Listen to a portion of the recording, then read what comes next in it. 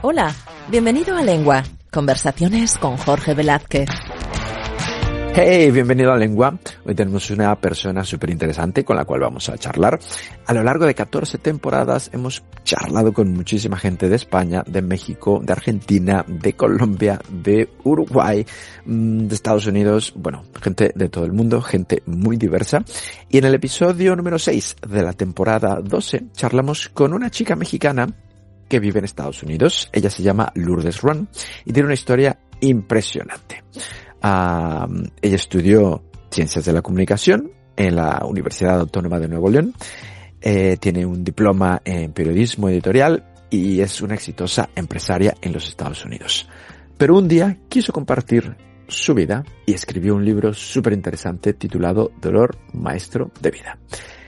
El primer capítulo arranca preguntando: ¿alguna vez has pensado que el dolor en tu vida no tiene sentido? Bueno, este libro va a cambiar esa perspectiva. O sea, es un libro muy, muy interesante. No solo habla de superación desde la teoría, sino que la vivió en todas las formas posibles. Esta chica, Lourdes, ha vivido enfermedad, abuso, el drama de la emigración, cáncer, discapacidad, pero hay un mensaje de esperanza al final del libro. Es una lectura súper interesante, es muy cruda, es una autobiografía, pero cada capítulo te da un mensaje de esperanza, sin importar la profundidad del dolor. Así que si conoces a alguien que está pasando por un momento difícil o si tú mismo estás en ese punto, este libro puede ser un acompañante muy poderoso en ese camino. Te invito a que lo descubras en Amazon.com, te lo envían hasta tu casa y está en inglés y en español, algo súper interesante. Vamos a escuchar el episodio del día de hoy y si quieres escuchar a Lourdes Ron, recuerda, es el episodio 6 de la temporada 12 de aquí de Lengua. Gracias por seguir escuchándonos. Hola, hola, bienvenidos a Lengua. Hoy tenemos una charla con un personaje que creo que es todo un personaje que me recomendó nuestro amigo Álvaro Molero charlar con él. Este chico se llama Fernando, es argentino, pero vive en España, creo que desde hace muchos años. Tengo muchas preguntas porque me estuvo contando por WhatsApp que él estudió en la Universidad Nacional de Tucumán, en Argentina. Efectivamente. Pero no sé muy bien qué fue lo que enseñó y cómo acabó en España. Mejor que nos lo cuente él. Álvaro, te estoy cambiando el nombre de Fernando. Bienvenido, sí. ¿Cómo estás? ¿Qué tal? ¿Cómo te va? Muy buenas tardes, o ya buenas noches. Bueno, pues sí, efectivamente soy hijo de la Universidad Nacional de Tucumán, por decirlo de alguna manera, porque tanto mi formación, tanto humanística, digamos, ¿no? Que fue entre abogacía y, obviamente, la licenciatura en artes, que ha sido esto, el teatro. Uh-huh. También ahí ejercí la docencia en la universidad como profesor de teatro durante 12 años. Después también enseñé en otro centro universitario, pero de la universidad privada, en la Universidad Santo Tomás de Aquino, y también enseñé en la Universidad San Francisco Xavier de Chuquisaca, en Sucre, en Bolivia, que fue toda una experiencia maravillosa con ellos, porque creo que haber sido una semilla, digamos, de lo que hoy es un teatro muy interesante allí en Bolivia, ¿no? Un teatro que tiene la suya. Digo porque es un teatro ritualista, que es hijo de distintas corrientes andinas, lo cual lo hace muy exquisito. Y bueno, yo tuve el privilegio de ser un poco parte de ello, ¿no? Antes me había iniciado como bailarín clásico, pero la danza me dijo no. Hasta aquí llegó, y me fui muy temprano de la danza, porque bueno,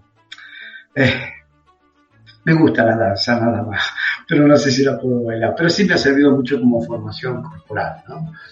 Bueno, de ahí siempre lo académico ha sido estudiar teatro, un poco filosofía, que todo yo creo que lo que hice en mi vida ha sido en función de poder hacer una suerte de dramaturgia por momento, de dirigir, de enseñar, bueno, de moverme dentro de lo que es siempre este ámbito del teatro que tiene su propio olor. Y llego acá a Madrid casi por casualidad. Ajá. En realidad me pasaron como dos cosas. En mi provincia también estaba haciendo un programa que era para las redes, Judiciales TV, y era un programa que se caracterizaba por hacer denuncias al gobierno en su momento. Y hicimos una denuncia muy fuerte, donde después, por orden del gobernador actual, que es hijo de una corrupción, de una promiscuidad política y surgió como gobernador, Uh-huh. Lo hace detener justamente al abogado, que era un poco el líder de todo esto, empieza a producir despidos dentro del Poder Judicial a otros compañeros, que por el programa se llamaba Judiciales TV, y bueno, empieza una suerte de persecución, yo no sé si diría de carácter político, yo creo que era la corrupción, pero ya ni siquiera la política, la corrupción la que nos perseguía, y bueno, en ese terreno es que no tenía mucho miedo, estaba nombrado en la causa, por supuesto, porque era parte de esto, y finalmente mi hijo, que vive en Portugal, me dice, papá, ¿no te aburrí de estar allá? ¿Por qué no venís? Sí voy a ir a Europa, sí voy a ir. Y un día me dice, abrí el móvil y me dice, porque ahí tengo un regalo para vos, y me regaló un pasaje para venir aquí a Portugal. Y cuando estuve en Portugal estuve poco tiempo, porque me dice, che, ¿por qué no te vas a Madrid? Que ayer tengo aquí un amigo, un gran amigo mío, que es, no sé si está entre hijo y hermano mío, Uh-huh. Cristian, que también me dice, no, vení. Y desde que vine, que fue en diciembre, no hace muchos años, en diciembre del 2024, me ocurrió que empecé a tener un estilo de vida, que es el estilo de vida chistera. ¿Por qué digo que es un estilo de vida? Hay que decir que la Chistera es el teatro donde trabajas. Bueno, el teatro Exacto. Y la escuela. Para la gente Exacto. Que no haya escuchado el episodio de Álvaro, la Chistera Producciones es la escuela claro. Del teatro donde estás trabajando. ¿Y a qué te refieres con eso? Con eso, ¿a qué me refiero? Es que prácticamente me levanto de mi piso y me vengo para acá. Porque acá puedo enseñar el teatro, acá estoy dirigiendo obras, aquí estoy ensayando obras. Entonces es como decir acá en la Chistera, tengo todo lo que anhelo, porque a mí lo que me gusta hacer, y hoy justamente lo hablaba con Álvaro, porque estábamos hablando de que por ahí hay cierto agotamiento, venimos con muchas producciones, no solamente en Madrid, sino fuera de Madrid, y yo digo, a mí me pasa que me gusta jugar, y realmente tengo un espíritu tremendamente lúdico, y entonces hacer obra de teatro de manera constante, permanente, para mí me realiza mucho. Y a mis 63 años, poder seguir haciendo calistenia, hacer un poco de acrobacia, bueno, es como decir, estoy exactamente donde quiero estar, donde deseaba estar. Así que, por eso digo que la Chistera para mí es un estilo de vida, porque todo lo que ocurre aquí, soy parte. ¿No? Eres parte fundamental de la escuela. Ahora, me entiendo bien que hayas sido bailarín, que hayas estudiado arte, que hayas estudiado teatro, que hayas dado clases. Lo que no me cuadra nada es que hayas estudiado para abogado. Porque ¿de dónde te viene esa vocación? Claro. Mira, en realidad no estudié para mi abogacía, estudié para mis viejos. Okay. Porque, a ver, este chico se le da por bailar, hacer danza clásica, una carrera corta que no da dinero. Ahora se ha metido a teatro, está estudiando filosofía, pero este se quiere morir de hambre toda su vida, ¿eh? Entonces era esa suerte de hostigamiento que me decía, bueno, vamos a hacer una cosa, sí, y me puse, pero de gusto propio, ¿no? Dije, voy a estudiar abogacía. Y estudié abogacía, fue un plan relativamente fácil y corto, me entregué el título, mi padre se le entusiasmado mucho con eso, me puso un estudio jurídico, duró 6 meses, le dijo a mi papá, hasta aquí llegó, bueno, ahora vos te haces cargo de tu vida, obvio, le digo, por supuesto. Y bueno, la bondad del padre siempre se hace presente, ¿no? Y bueno, creo que ha sido mi familia unos mecenas maravillosos para mí, que me han exigido mucho, pero también el mecenazgo ha sido de mi familia por muchos años, ¿no? Incluso después pero entonces lo estudiaste un poco para contentar a tu padre, para decirle, claro, mira. Sí, definitivamente fue por eso. Pero sin embargo, fíjate vos que el derecho, desde un punto de vista, a través de la legislación es un gran aporte para el actor. Porque la legislación, a ver, caprichosa o no, es una mirada a la realidad. Los delitos te están diciendo cómo es la realidad. Qué coincidencia, porque hoy hablábamos con Álvaro y le decía que hoy cómo se está legislando sobre cosas que parecían muy naturales antes en la vida, ¿no? Por ahí capaz que era muy natural agarrar, sacar ese perro de acá, y lo mataban un perro y no pasaba nada. Pero hoy está legislado esto. Entonces, mirarlo al hombre en su contexto social, a través de la historia, lo podés ver muy bien a través de la legislación. No es que le esté invitando a nadie a que ni estudien derecho, pero si quieren darle una ojeada al antecedente de cada institución jurídica que tenemos en Hispanoamérica, como, bueno, aquí mismo en España, bueno, que somos hijos, ¿no? Hijos, legislativamente somos hijos. Acá he tenido la oportunidad de tener contacto con una pequeña legislación de España y digo, bueno, pues esto es igual que Argentina. O sea, es igual.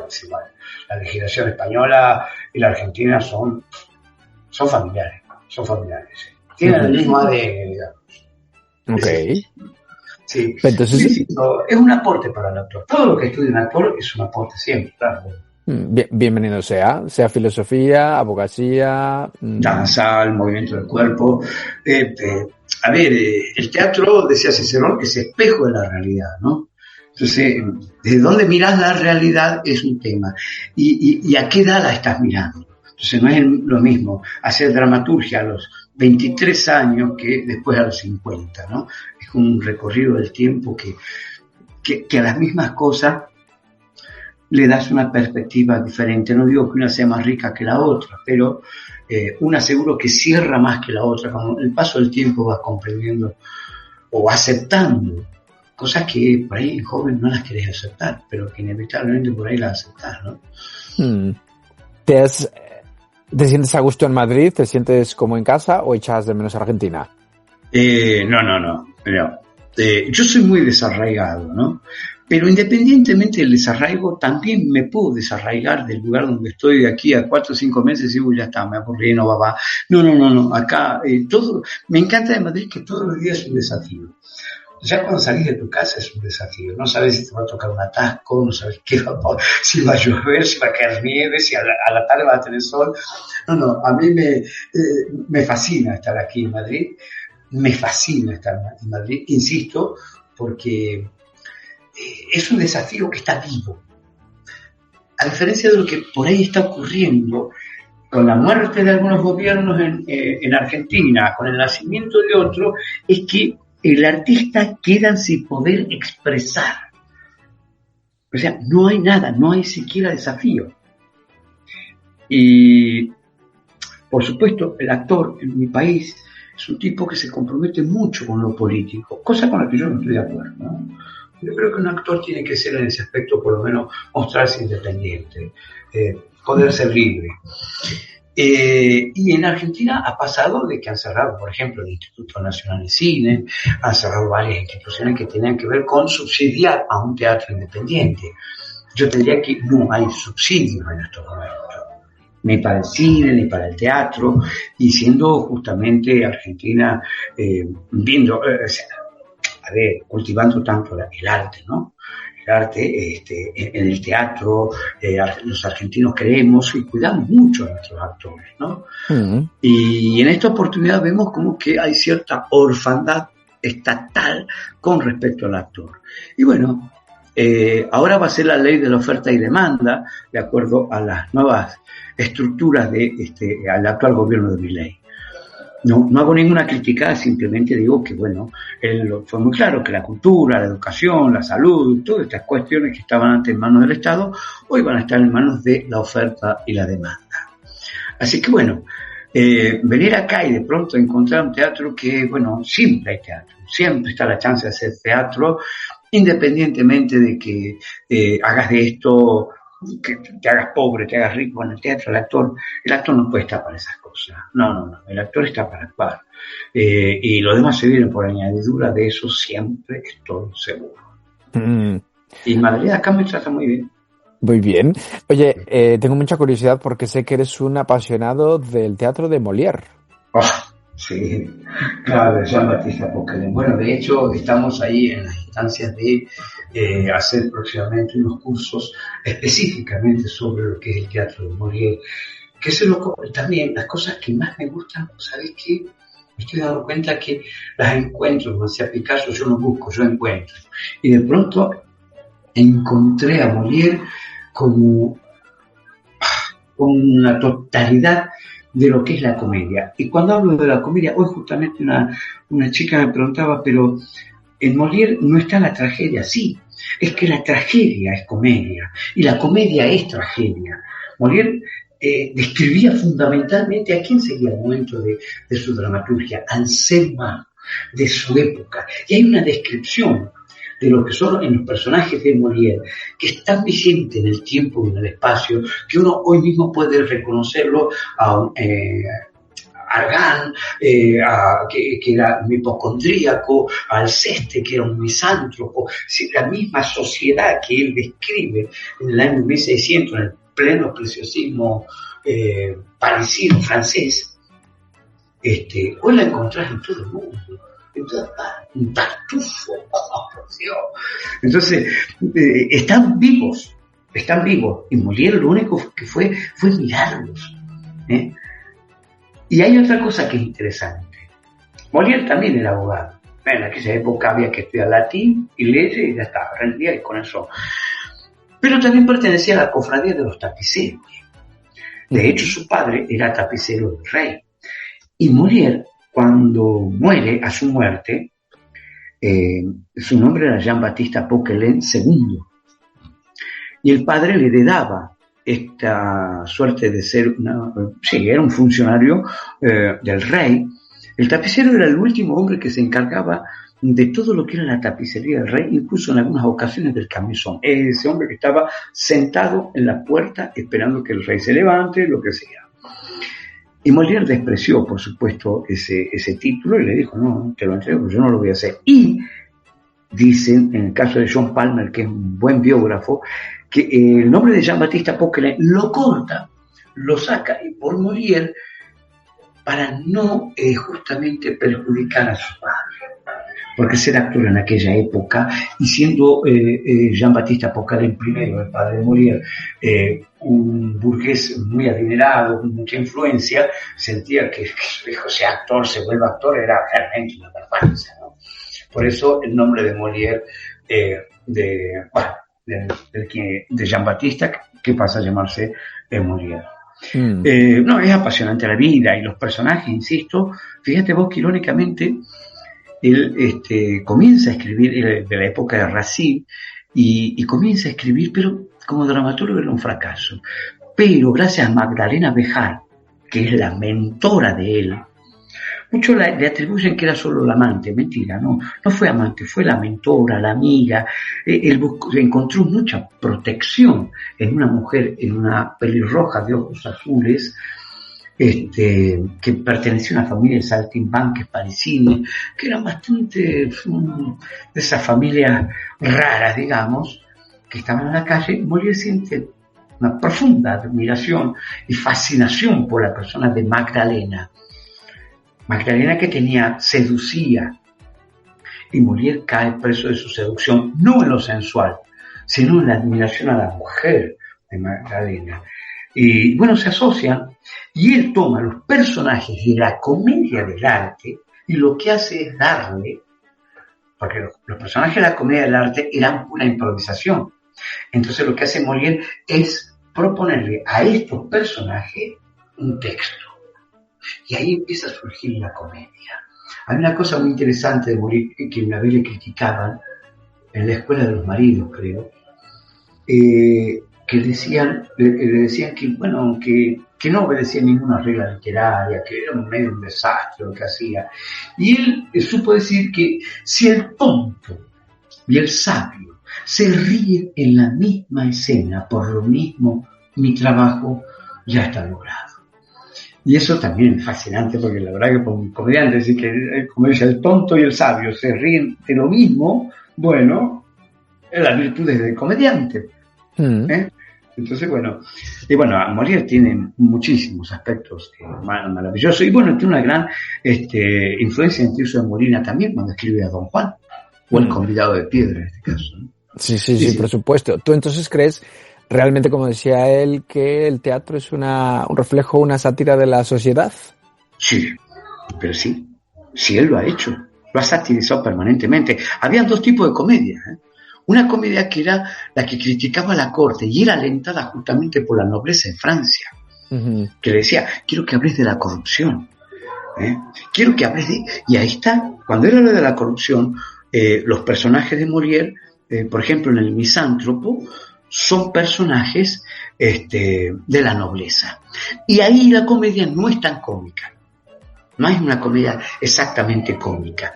Es una comedia que tiende a criticar, digamos. Otro también ven en El Misántropo un problema amoroso del mismísimo Molière, ¿no? Pero no importa, eso ya son esas biografías domésticas, digamos, ¿no? Pero sí sé que es inspirado, no inspirado, sino motivado, entonces por Luis XIV, a que escribiera este texto. De hecho, el rey ha sido padrino de bautismo de uno de los hijos de Molière, ¿no? Vamos, pero entonces eran muy amigos. Sí, de hecho, Molière cuando empieza a estudiar en la escuela de los jesuitas, en la Universidad de Clermont, ahí conoce a la nobleza. Y fíjate vos qué dato interesante. ¿Sabía quién lo conoce también? Y es compañero a Cyrano de Bergerac.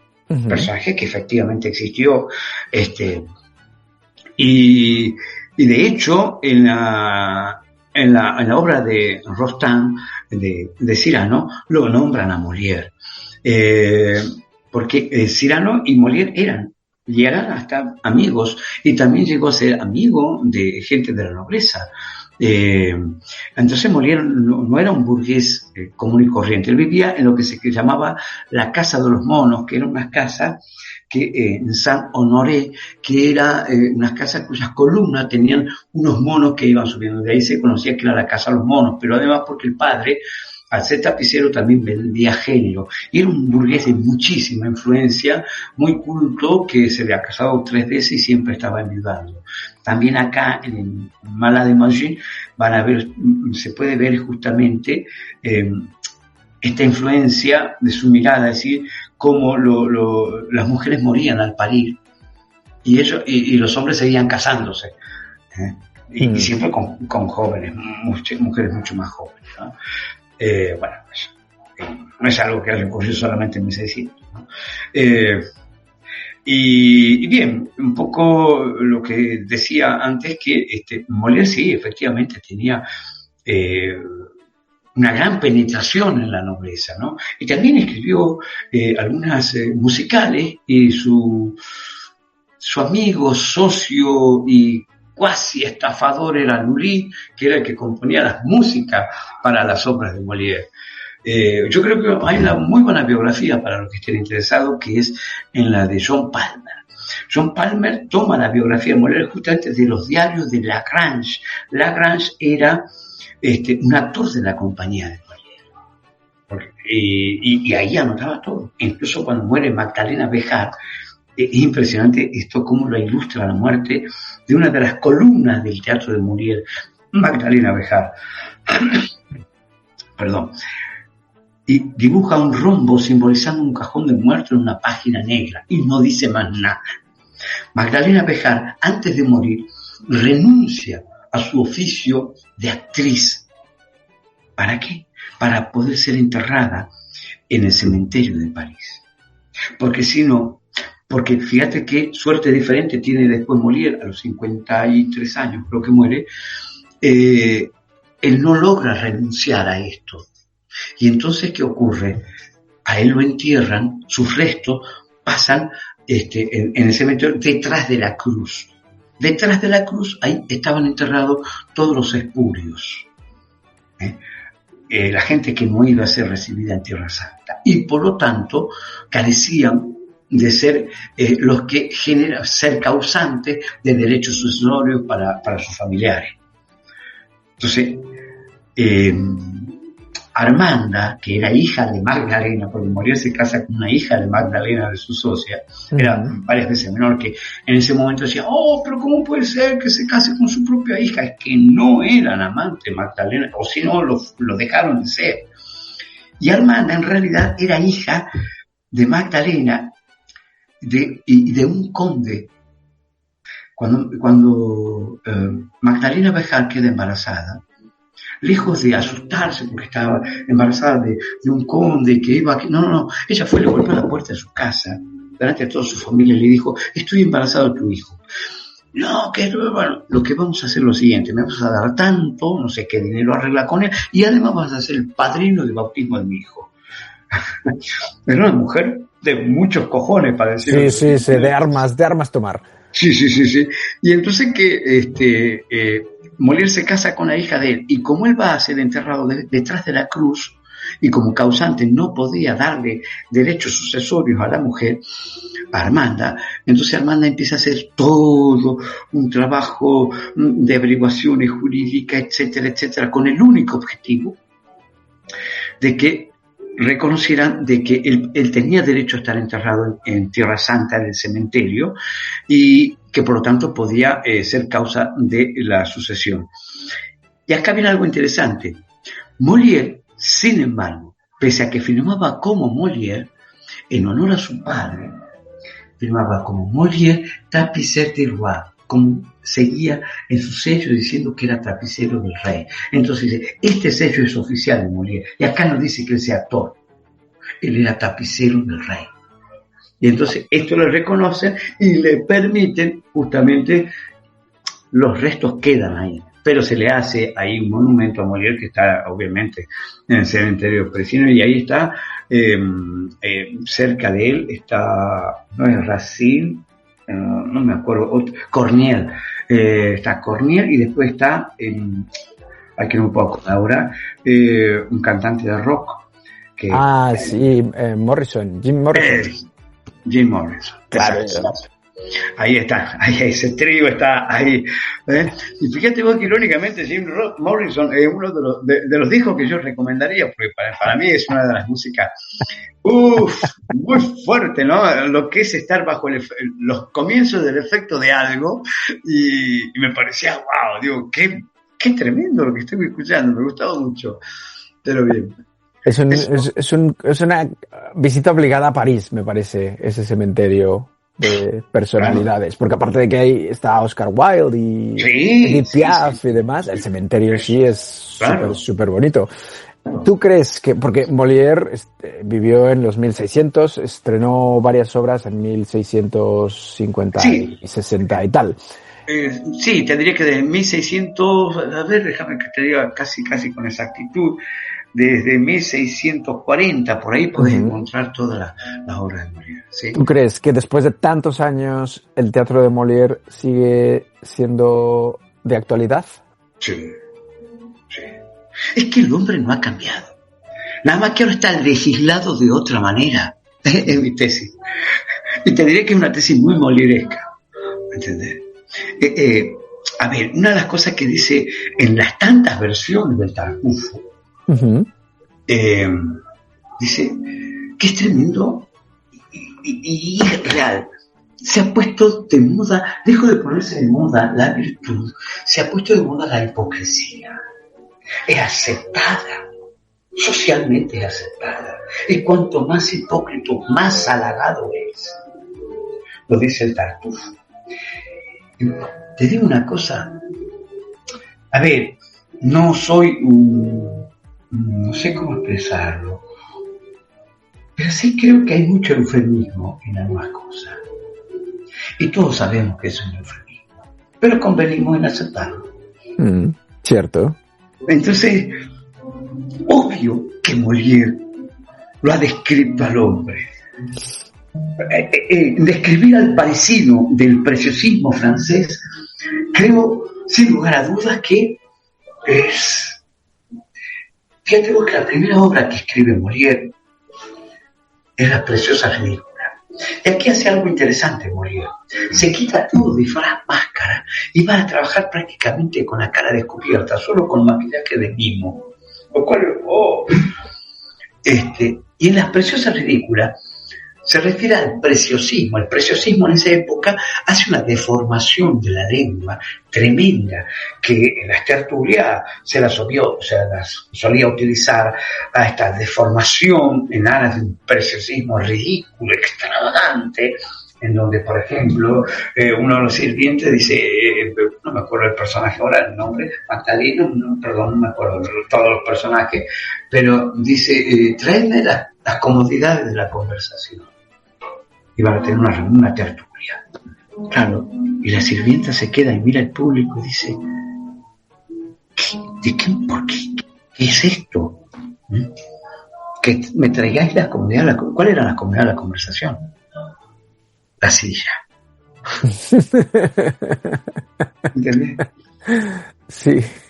A ver, yo disfruto de ser un navegante de unas décadas y de ver ciertas metamorfosis, cambios y demás historias. Como dirían los franceses, cuanto más cambian las cosas, todo sigue exactamente igual. Y el hombre no ha cambiado. Seguimos siendo igual que hace 400 años. Exacto, solo que, te vuelvo a repetir, la sensación que tengo es que está legislado de determinadas maneras. Y esta legislación, es lo que te decía al principio, es la que nos ayuda a ver, ¿cómo va? Evolucionando en algunas cosas, involucionando en otras, exagerando en él. Entonces, pero eso fíjate vos que la legislación te lo puede dar como punto de partida, ¿no? Hablemos de algunas instituciones como pudieran ser el mismo matrimonio. Mira cuánto ha cambiado. Las causas ya no existe el divorcio. Ahora el divorcio es express, chao, no quiero estar más con vos. Ya no hay todo un proceso, nada. Después iremos a la cuestión patrimonial, pero en cuanto al desvincularnos, ya no existe una obligación ética, una obligación religiosa. No, simplemente ahí está, firmame esto, que vos y yo no... Hasta aquí hemos llegado. Sí. Hasta aquí llegó mi amor, exacto.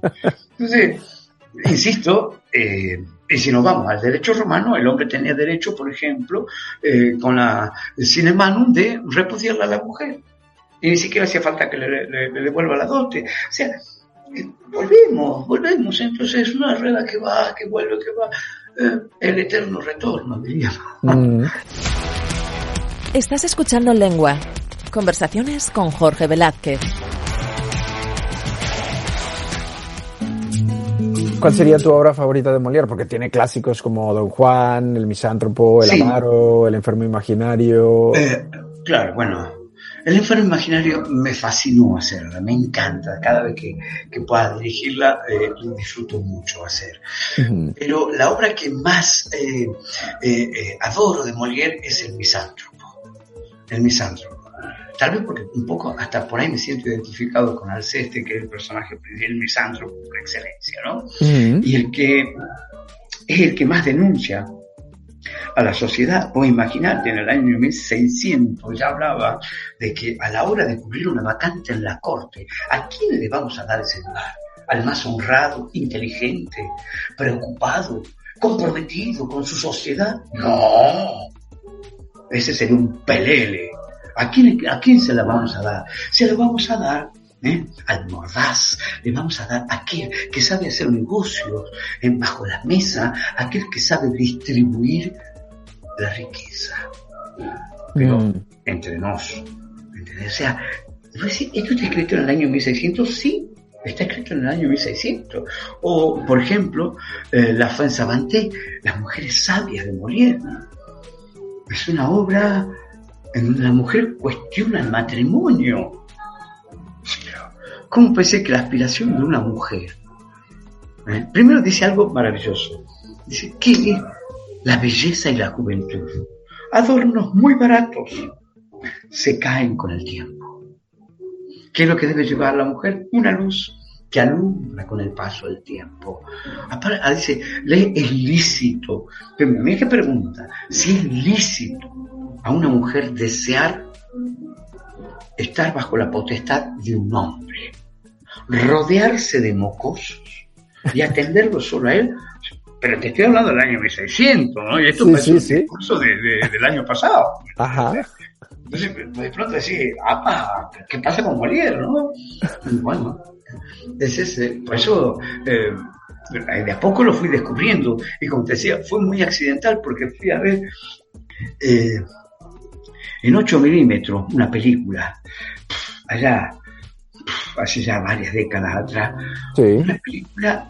Y ahí era un cuartucho donde fuimos a verla, que había un compañero nuestro que hacía cine, y dice, mire, esto lo hice en Super 8, he conseguido una película en Super 8 que está hecha en Francia, miren, bla, bla, y era una película bellísima sobre la vida de Molière. Y ahí fue que, ¡buah! Yo en ese momento estaba de novio con la madre de mis hijos, y le dije, vos sos Magdalena Bejarano. Me apasioné totalmente por Molière. Entonces te digo, accidentalmente porque si yo hubiese pretendido conocerlo en la universidad, no está dentro de la currícula Molière, justamente. Vaya, esas felices coincidencias, ¿no? Pero es que hay... Bueno, estoy hablando de la currícula de la Universidad de allá, de Tucumán, que yo creo que ahora está un poquito más enriquecida. Pero, claro, siempre hemos estado bajo la influencia de la pedagogía rusa de Stanislavski. Entonces, sí podíamos verlo a Chekhov, a los no, nada, o sea, siempre estos clásicos dentro de lo que era el drama y comedia, nada. Y bueno, yo después empecé a descubrir a Plauto dentro de los griegos y decir, bueno, en la comedia del arte. En ese aspecto creo que un poco lo que pude observar aquí, por lo que dicen algunos colegas, bueno, me parece que es mucho más completa la formación de un actor aquí en España que en Argentina. Pero el argentino, vos viste cómo somos de naturaleza autodidacta. Y siempre estamos en desacuerdo con lo que ocurre, así que inmediatamente nos inventamos un camino nosotros, ¿no? Completamente cierto. De hecho, tu Instagram, lo he descubierto, es el espejo de Molière. Ah, sí, el espejo de Molière. Sí, todo lo tengo bajo. Es muy molieresco, absolutamente molieresco. De hecho, en Tucumán, vos preguntás, che, voy a hacer Molière, pedirle permiso a Fernando. Menos mal que no te piden derechos de autor, ¿eh? Si no dirán, pero Sí. este señor se está apropiando del nombre de Molière. Pues sabés que me ha pasado por ahí me decían, che, ¿por qué no estás haciendo Molière? Por 2 razones dejé de hacer un poco Molière allá. Porque no tenía actores para hacer Molière. No tenía actores. O sea, hacer Molière... Otra cosa no, pero en Argentina hay muchos actores, ¿no? Hay muchos actores, sí. Pero no tenía actores que quisieran hacer Molière. Ok. No. Y los que se presentaban, era como que tenía que hacer todo un seminario de Molière para pasar. No. Entonces me ocurrió esto, de dejar de hacerlo de a poco, y hubo una tendencia a dejar, no sé si... No creo que esté ocurriendo acá. En Buenos Aires tampoco el fenómeno. Hay algunos empresarios que siguen apostando, digamos, a la obra de teatro, que gracias a Dios el teatro no va a morir nunca. Tener la plena certeza, Jorge, el teatro no muere jamás. No lo va a tirar la tecnología. Yo creo que, como en el fútbol, me pasa de creer que, igual que en el circo romano, al hombre le es natural el morbo. Entonces, es probable que yo juegue al fútbol. Entonces quiero ver cómo juega y me voy a la cancha solo para ver cómo juega el otro. De pronto me apasiona de cómo juega porque yo quiero. Y entonces yo creo que, le puse la palabra morbo, pero lo mismo que a la hora de sufrir o de que te hagan reír o te ríes del sufrimiento de otro, como quieras llamarle, eso te lleva al teatro. Eso es lo que te lleva al teatro. Eso es lo que te lleva al cine. Yo tengo la firme esperanza que mientras sigamos siendo seres humanos, vamos a seguir teniendo teatro, fútbol, boxeo y todo aquello que es atracción de sangre, ¿no? Estoy convencido de eso. Estoy de acuerdo contigo. Háblame un poquito de tus clases, porque por ahí he leído que tienes una técnica muy particular con el alumnado. Bueno, A ver, yo creo que voy a empezar al principio. Creo que los alumnos en la chistera tienen la posibilidad de diversificarse en distintos estilos, porque no solamente enseño yo, sino que enseña justamente Álvaro Molero, que es muy dinámico con sus clases, es muy lúdico. También Nicolás, que es otro referente, y tenés profesores de canto, de magia. Lo que me ocurre a mí es que, por ahí digo yo, no uso tanto el bisturí, sino más bien un cuchillo grande. ¿Qué quiere decir?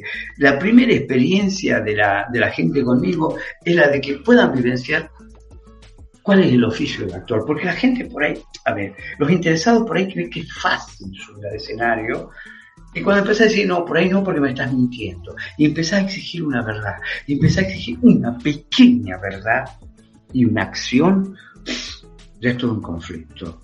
Ya es todo un conflicto porque creo que a mí me gusta. O sea, ahí te pongo en ese lugar. Y después, una vez que has evidenciado de que esto no es tan fácil, entonces te empiezo a enseñar el camino. Porque muchas veces empezamos así, lo lúdico es importantísimo en el teatro. O sea, es quien no ama jugar, le va a costar mucho ese teatro. Tanto drama como te tiene que encantar jugar. Tener 70, yo tengo 63, y seguir pensando como, no sé, por ahí voy, qué sé yo, en el metro y voy pensando un diálogo, o voy pensando, ¿qué dirá aquel con aquel? Mira, se metió en el personaje, ¿qué estará diciendo? Y estoy imaginando. Bueno, lo mismo me ocurre a la hora de enseñar, es que quiero que seamos profundos, seamos veraces, busquemos la verdad. Porque en definitiva los personajes no lo hace otra persona que yo mismo. Soy yo el que se puso ese vestuario, soy yo el que se puso ese objetivo que tiene el personaje, pero soy yo, por eso hay 10.000 Hamlet, bueno, son 10.000 versiones diferentes, porque cada actor lo va a ver, lo va a sufrir, lo va a sentir, va a valorar una escena más que otra, en fin, también está el criterio, obviamente está el criterio del director, pero sí, yo prefiero la actuación, más que el juego. El juego por ahí se dilata, y a mí me gusta más entrar en la actuación. Y bueno, sí, por ahí mis métodos son un poquito más rigurosos, aparentemente más rigurosos. Bueno, eres un buen profesor. ¿Estás más cómodo como profe, dirigiendo, escribiendo, actuando? Iluminando, porque amo la iluminación. También. Sí. A ver, sí, me divierto mucho actuando. Creo que actuar es lo que más. Y lo digo así, casi apenas convencido, ¿no? Porque si me preguntas si me gusta enseñar, amo enseñar, todo me gusta, pero sí, la actuación es mi versión preferida, es la versión que más, en la que más puedo disfrutar, actuar. Sí, actuar es lo... Me encanta. Si no te hubieses dedicado a la actuación, ¿a qué otra profesión te dedicarías? Bueno, soy una persona un poquito compleja. No creo que a la abogacía. Creo que a la abogacía nunca me hubiese dedicado. ¿A la danza? La danza, bueno, que yo me metí en el teatro porque la danza me dejó. La danza un día me dijo, usted aquí no puede entrar más. Pero entonces, ¿eso quiere decir que eras mal bailarín? Sí. A ver, ¿qué me pasaba con bailarín? Creo que no tenía el cuerpo... hay personas que nacen dotadas, o sea, a ver, es como hablar de fútbol, hay jugadores y jugadores de fútbol, ¿no?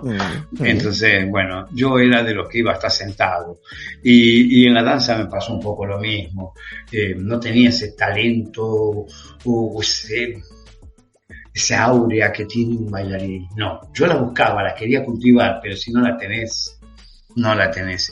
Y lamentablemente, o afortunadamente, lamentablemente para mí, pero afortunadamente en Argentina hay muy buenos bailarines, excelentes. Vos los ves y decís, vos mismo te decís, pero ¿qué hago acá? Mirá lo que baila este animal, no, me voy.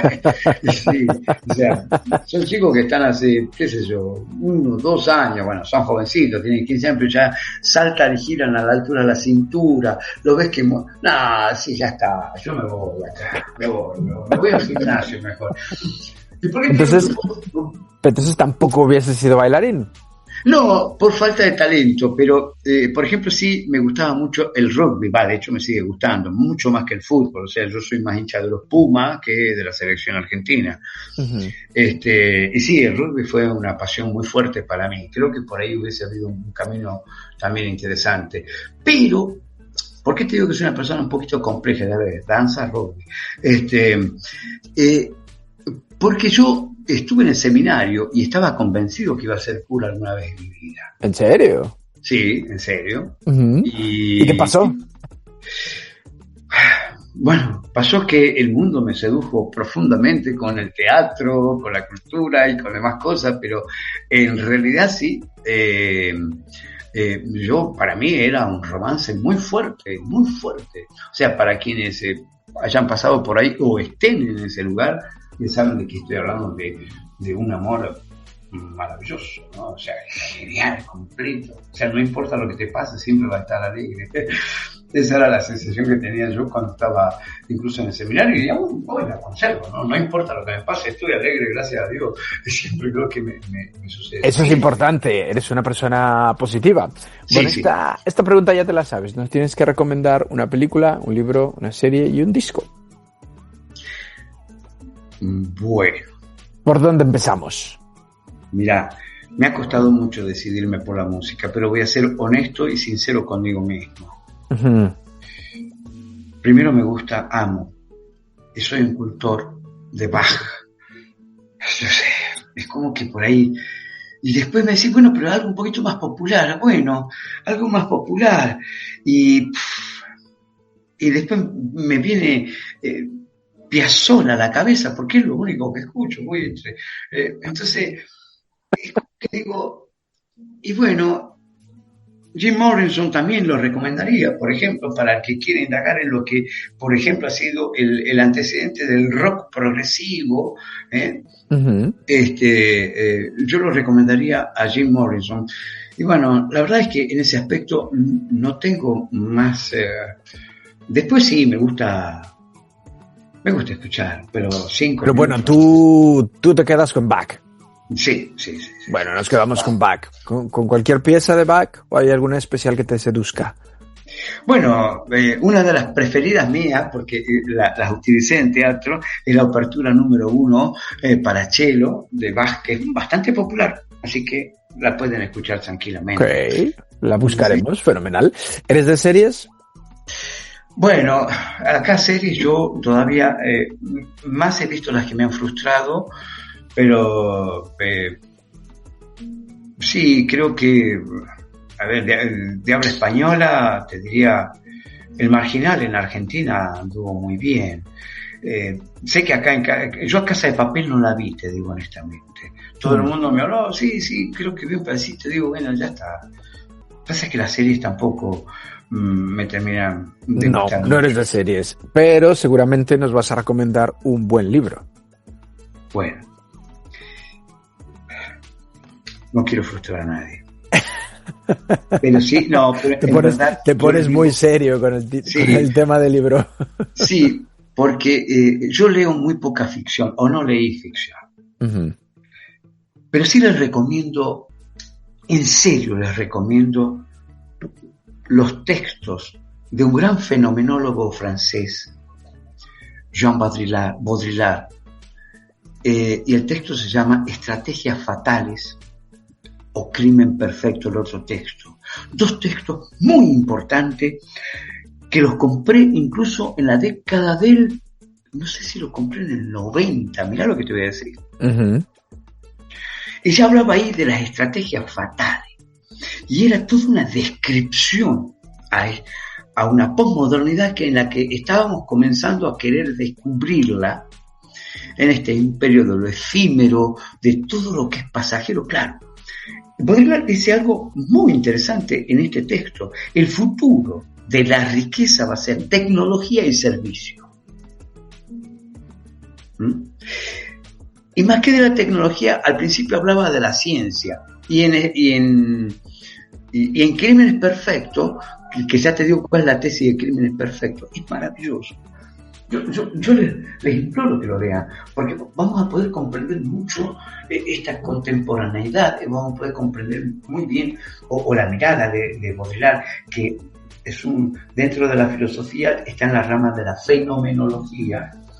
Hay toda una descripción de la conducta humana en la posmodernidad. ¿Y cuáles han sido los pilares de esto? El redescubrir al hombre de nuevo. Y bueno, obviamente, a partir de la tecnología. Y dice algo interesante. El hombre antes, hasta la modernidad, hasta mediados de la modernidad, dice, vivía bajo la mirada de Dios, o sea, bajo la mirada de la religión. Hoy hemos matado a esa mirada.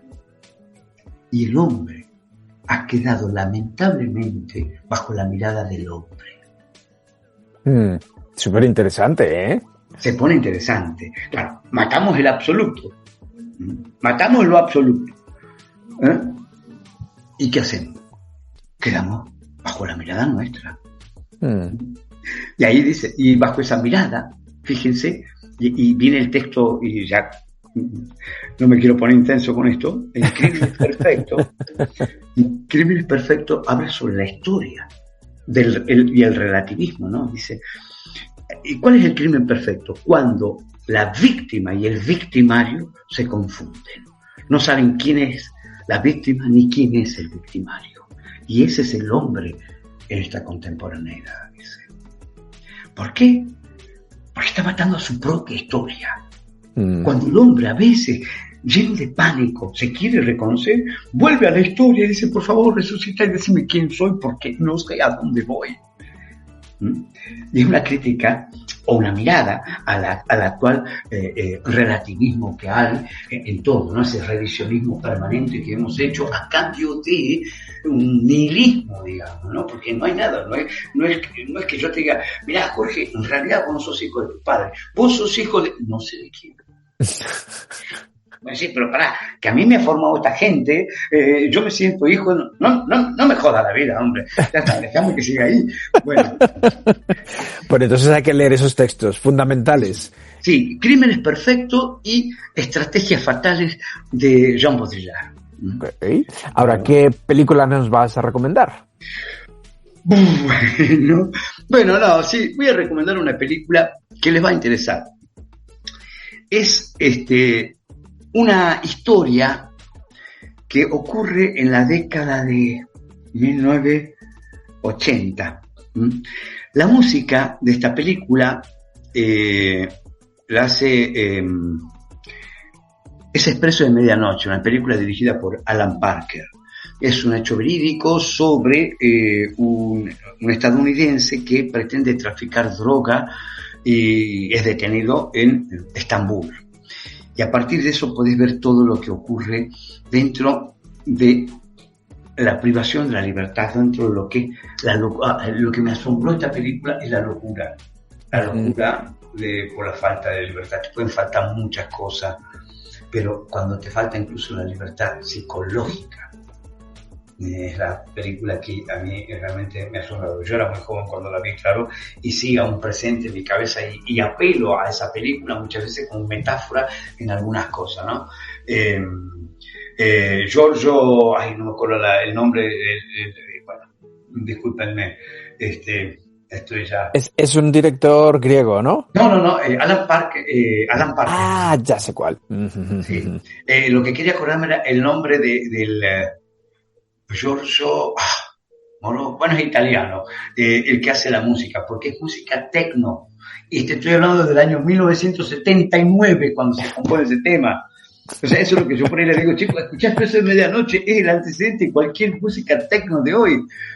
Y bueno, algunos la han escuchado y me dicen, tenés razón, cómo mola, qué guay, qué te trae. Bueno, eso. Así que... Hombre, es un clásico, ¿no? Esa película es un clásico. Bueno, y ahí es todo un antecedente de lo que era la droga en ese momento, ¿no? Y Estambul, que se ponía como muy riguroso. Bueno, creo que sigue siendo una legislación muy rigurosa con respecto a todo lo que es droga. Pero se termina escapando, y es un hecho verídico. Billy Hay, la vida sobre Billy Hay, que el actor es Brad Davis, que ya murió, se escapa finalmente, cruza a Grecia y ahí ya obtiene su libertad. Pero ha sido durísima la película y es tremenda. A mí en su momento me pareció que era. Hombre, bueno, es un clásico. La música es de Giorgio Moroder. Ah, está, gracias. Claro. Bien, es que bueno, ahí está. Bueno, tú que has leído tanto a Molière y que eres un hombre de mundo, me gustaría saber qué opinas de esta frase de Emilio Lledó, que Emilio Lledó es un filósofo y filólogo español, que a lo mejor te gustaría mucho si leyeses algo de él. A ver qué opinas. Él dice que la verdadera riqueza de los seres humanos es el lenguaje. ¿Tú estás de acuerdo? Sí, absolutamente. Vos imagínate, pero es que es excelente. ¿Por qué? Ahora, definamos lenguaje, ¿no? No solamente es palabra. Pero si nos ponemos en la palabra no es en sí misma. Como el lenguaje todo no es en sí mismo. El lenguaje representa a alguien o a algo. Si yo digo árbol, la palabra árbol no es en sí misma, es la que representa al objeto árbol. Exacto. Ahora, ¿qué palabra, qué lenguaje utilizamos para expresar esta persona que está aquí adentro de este edificio? Porque en una obra que es el causante, siempre digo que el cuerpo es lo más público que tenemos. Es una institución pública. Yo voy por la calle y digo, mira, Fernando, fulano. O sea, este es el edificio. Ahora el que vive adentro, no sé. Igual no lo conocemos. No lo conocemos. Y cuando se da a conocer, lo hace a través de un lenguaje. Y este lenguaje, por supuesto, digo, me está representando. Entonces, cuidado con la palabra, porque es muy importante. Es la que utilizamos para expresar el dolor, el sabor, para expresar lo que sentimos. Sí, es definitivamente así. Sí. Es muy importante. En algunos terrenos es casi todo. El lenguaje, estamos hablando del lenguaje. Por supuesto. Así que estás de acuerdo con nuestra cita. Totalmente de acuerdo, sí. Y te diría más, perdón, y con esto cierro. Hay una cosa que está ocurriendo en esta contemporaneidad, que es que ya no hablamos de lo que pensamos.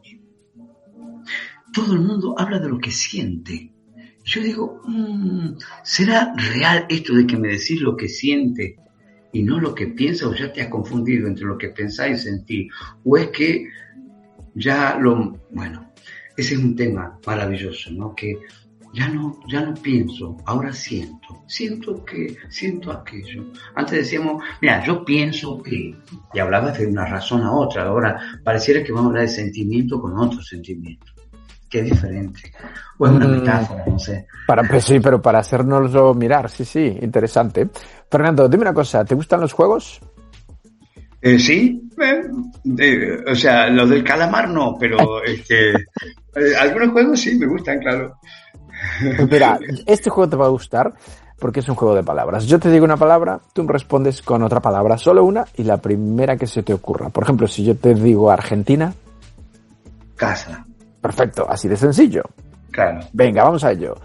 Podcast. Diálogo. Ciudad. Hombre. Molière. Pasión. Color. Azul. Lengua. Placer. Cine. Aventura. Animal. Paz. Entrevista. Nay. Nay es una buena palabra, aunque no signifique nada. Sí, nay. Ok, siguiente. Libro. Profundidad. Madrid. Mi casa. Lugar. Madrid. Café. Amigos. Sexo. Amor. Muerte. Liberación. Madera. Ingenio. Literatura. Una sola. Cultura. Mentiras. Teatro. El hombre en el espejo, Chacrilla. Ok. Horas. Transcurrir. Fama. Vacío. Amistad. Amor. Dinero. Inútil. Música. Soledad. Raíces. Hijos. Mujer. Pasado. Museo. Pasiones. Dirección. Dolor de cabeza. Conocimiento. Amar. Arte. En sí mismo. Familia. Cobertura. Hombre. Sin sendero. Casa. Argentina. La chistera. O estilo de vida. Espejo. Te Molière. Estaba clarísima esa. Sueño. ¿Sueño? Sueño. Uh-huh. Nihilismo. Viaje. Sin saber. Dolor. Placer. Educación. Edificar. Libertad. Decisiones. Magia. Ilusión. Universo. Un todo. Escritura. Sagradas. Sonido. Individualismo. Suerte. No existe. Fuego. Pasión. Poesía. Filosofía. Fotografía. Vigencia. Odio. Sufrimiento. Escenario. Libertad. Y la última, amor. Festejar. Bien. Oye, piensas muy, muy rápido, ¿eh? Muy bien. Genial. Dentro de muchos años, a los 123 años, ya. Fernando muere, pero te dan la oportunidad de escribir tu epitafio. ¿Qué ponemos? ¿Cómo te gustaría ser recordado? Juglar de Dios. ¡Hala, qué bonito! ¿Eh? Muy bien, me gusta. Bueno, tú sabes que Molière murió en el escenario, murió actuando. Sí, sí. Bueno, en realidad ahí es donde se enferma. La gente creía que todo lo que hacía con su cuerpo era parte de la comedia.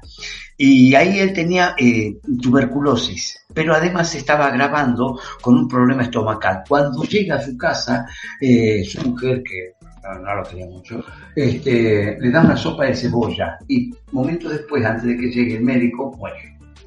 Uf. Sí. Y de ahí viene que el color amarillo es mala suerte, pero para los parisinos, solo para los parisinos, porque ese color va variando de país en país, porque Molière justamente llevaba un vestuario de color amarillo. Esa es la leyenda, exacto. Igual que cuando la gente dice mierda, ¿por qué le dice mierda al actor? Sí. ¿Por qué? Bueno, por la mierda de los caballos. Se supone que cuando había mucha mierda el otro día a la salida de una sala de teatro es porque había ido mucho público. Lo cual era buena señal, claro. Sí. Sí. ¿A ti te gustaría morir arriba de un escenario? Sí, es una fantasía, media loca, pero sí, es una fantasía maravillosa. Me encanta maquillarme y decir, sí, ¿cómo está el público? ¿Bien? Sí, a ver, ya me maquillo. Dale, ya. Salir a escena y decir, ay, ¿qué me pasa? ¿Qué me pasa? Uf. Hombre, tú sabes, a este músico argentino, Cerati. Sí, Cerati, bueno. Murió en un concierto. Ahí sí, le dio... Venezuela. Sí, exacto, sí. Sí. Sí, bueno, sí. Esto no sé si debería preguntártelo, pero la gente va a ver tu foto sacando la lengua con un cuchillo. Sí. ¿Le explicamos a la gente qué significa esa imagen o lo dejamos en misterio? Si quieres. No sé, es si quieres. Yo lo pongo en Porque tus creo manos. que la lengua es Ajá. como el cuchillo, es filosa. Me encanta, muy bien. Fernando, muchas gracias por esta charla. Me quedaría charlando contigo un par de horas más, pero esto tiene que acabar. Antes de decir adiós, ¿tienes a 3 personas que tengan algo interesante que contar? Historias inspiradoras como las tuyas. Bueno, sí. Voy a recomendarte un autodidacta que es Cristian el Magioso. Si quieres, después... El mafioso. Magioso. Magioso. Es mago. De sí, magia, es mago. okay. Claro, es mago y humorista. Es un personaje que en verdad su vida personal, que la tiene abierta a todo el mundo, ya es digna de ser escuchada. Es maravilloso. Él para mí sería como una suerte de... sería un Pablo Picasso, una pintura de Picasso. Okay. Sí, como un rompecabezas raro que al final tiene mucha armonía. Y sí, a Cristian el Magioso yo sí te lo recomiendo. Ok, ya me pasará su contacto. ¿Alguien más? Bueno, alguien más siempre serían, por cierto, argentinos, porque sí, no conozco. Bienvenidos. Sí. No, pero yo conozco uno que también es David. Le decimos Hipola. Es un excelente mago, muy joven, un gran artista. Creo que es un gran artista, tiene 28 años, es compañero mío acá en La Chistera. He tenido oportunidad de viajar con él muchísimos kilómetros con Magia versus Ciencia que hacemos juntos. Lo he podido conocer y después lo he podido ver en escena en una obra, en un teatro de objetos que hace, que es maravilloso.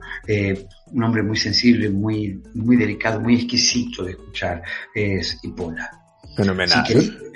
Y yo te diría que hasta acá no conozco mucho más. Vale, fenomenal. Luego, si se te ocurre a alguien, pues me mandas un WhatsApp y listo.